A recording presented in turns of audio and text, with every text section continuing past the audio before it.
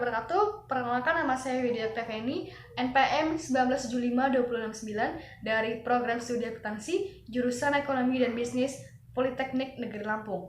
Di sini saya akan mepresentasikan salah satu mata kuliah Ekonomi dan Bisnis tentang teori-teori etika. Simak videonya ya. Enjoy!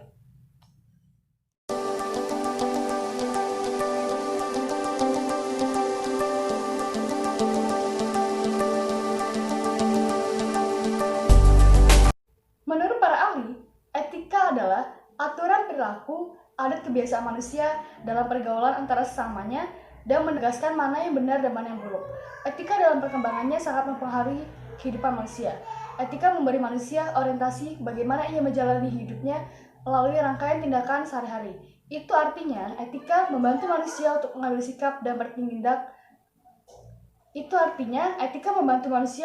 sikap dan bertindak secara tepat dalam menjalani hidup ini.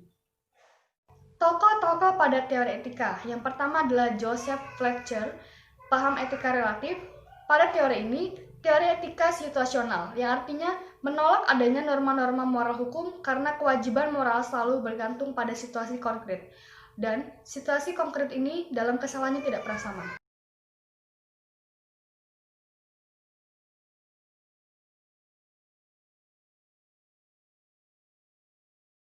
Selanjutnya adalah Immanuel Kant dan James Rahel, penganut paham etika absolut.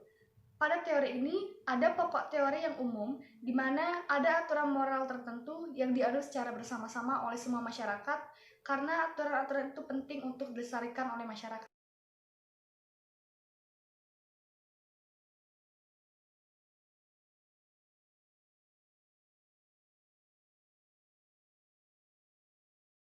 Teori-teori etika. Beberapa teori etika yang ada, yang pertama adalah egoisme.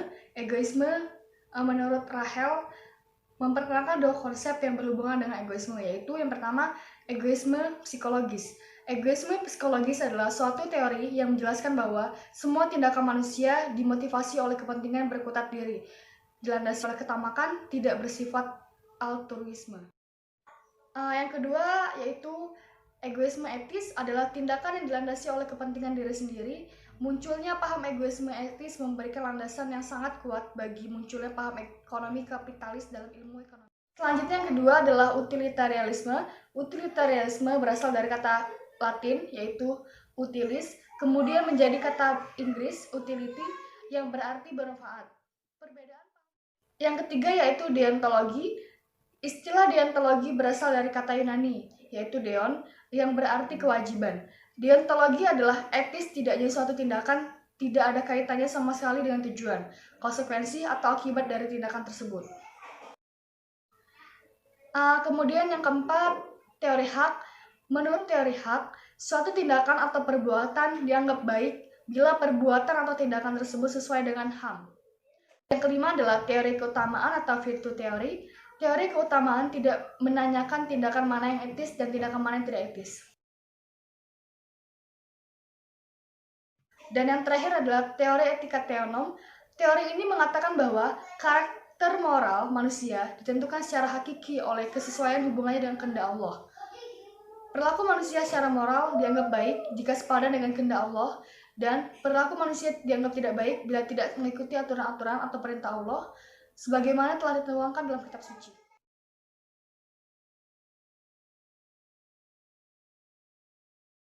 Selanjutnya adalah contoh kasus. Saya mengambil contoh kasus dari PT Megarsari Makmur produk HIT. Produk HIT yang diproduksi oleh PT Megarsari Makmur dianggap merupakan anti nyamuk yang efektif dan murah untuk menjauhkan nyamuk dari kita. Tetapi ternyata murahnya harga tersebut juga membawa dampak negatif pada konsumen. Telah ditemukan zat kimia berbahaya di dalam kandungan kimia HIT yang membahayakan kesehatan konsumennya, yaitu proposur dan diklorvos. Dua zat ini berakibat buruk bagi manusia, antara lain keracunan terhadap darah, gangguan syaraf, gangguan pernafasan, gangguan terhadap sel pada tubuh, kanker hati, dan kanker lambung. Kedua kandungan kimia ini sangatlah berbahaya bagi kesehatan manusia. Zat-zat tersebut dapat menyebabkan kerusakan syaraf, hati, keracunan terhadap darah, gangguan pernafasan, dan sel pada tubuh. kanker hati dan kanker. Kedua zat tersebut bersifat karsinogenin yang dapat menyebabkan kanker. Diklorvos tidak larut dalam air, namun larut dalam lemak. Masyarakat luas yang awam akan pengertian bahaya bahan kimia dan pemerintah seperti menutup mata terhadap hal ini. Proposur termasuk racun kelas menengah. Jika terhirup maupun terserap dalam tubuh manusia, dapat mengaburkan penglihatan, keringat berlebih, pusing, sakit kepala, dan badan lemah. Proposur juga dapat menurunkan aktivitas enzim yang berperan pada saraf transmisi dan berpengaruh buruk pada hati dan reproduksi. Departemen Pertanian juga telah mengeluarkan larangan penggunaan diklorvos untuk pestisida dalam rumah tangga sejak awal 2004. Hal itu membuat kita dapat melihat dengan jelas bahwa pemerintah tidak sungguh-sungguh berusaha melindungi masyarakat umum sebagai konsumen. Produsen masih dapat menciptakan produk baru yang berbahaya bagi konsumen tanpa inspeksi pemerintah. PT Megarsari juga sudah melakukan permintaan maaf dan berjanji menarik produknya. Namun, permintaan maaf itu hanyalah sebuah omong kosong belaka dan penarikan produk tersebut seperti tidak dilakukan secara sungguh-sungguh karena produk tersebut masih ada di pasaran. Analisis kasus berdasarkan teori etika. Yang pertama, teori egoisme. Kemudian dianalisis menggunakan teori egoisme psikologis. Dilihat dari kasus HIT tersebut, jika dianalisis menggunakan teori egoisme psikologis, tindakan yang dilakukan oleh PT Megarsari Makmur semata-mata untuk kepentingan perusahaan sendiri, tanpa melihat dampak atau efek samping yang akan dialami oleh konsumen.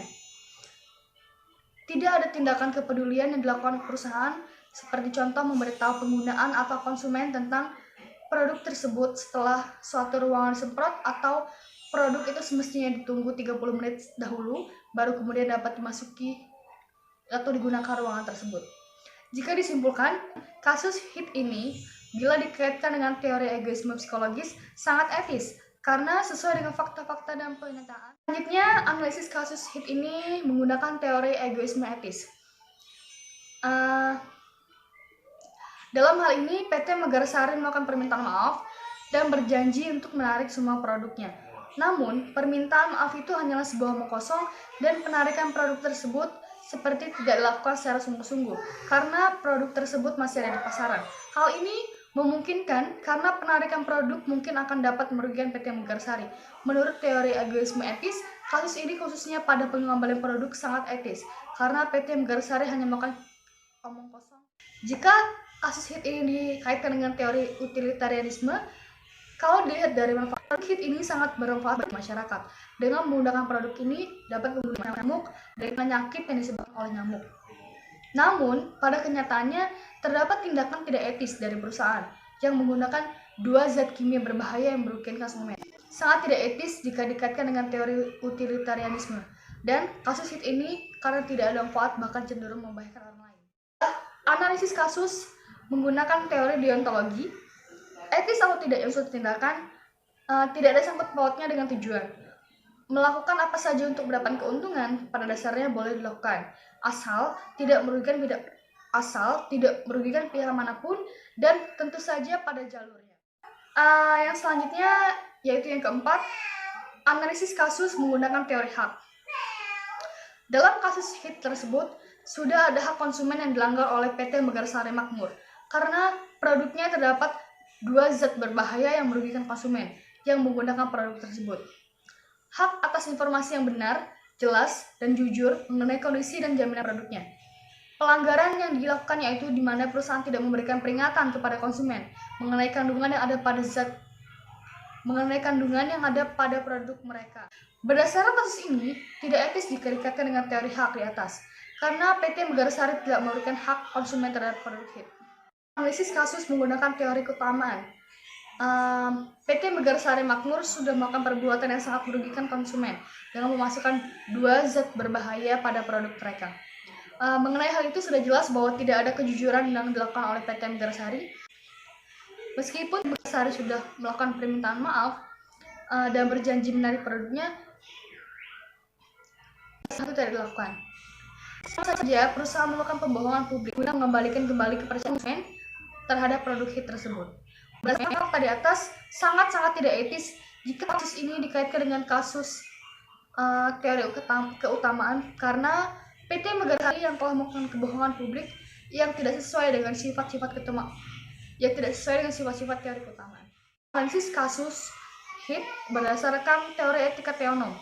Menurut Al-Habib Al-Haddad berkata dalam kitab Nas HI yang berbunyi, takutilah takut-takutnya dari perbuatan menipu, memperdaya, dan menutupi cacat barang yang dijual, karena semua itu adalah sangat diharamkan.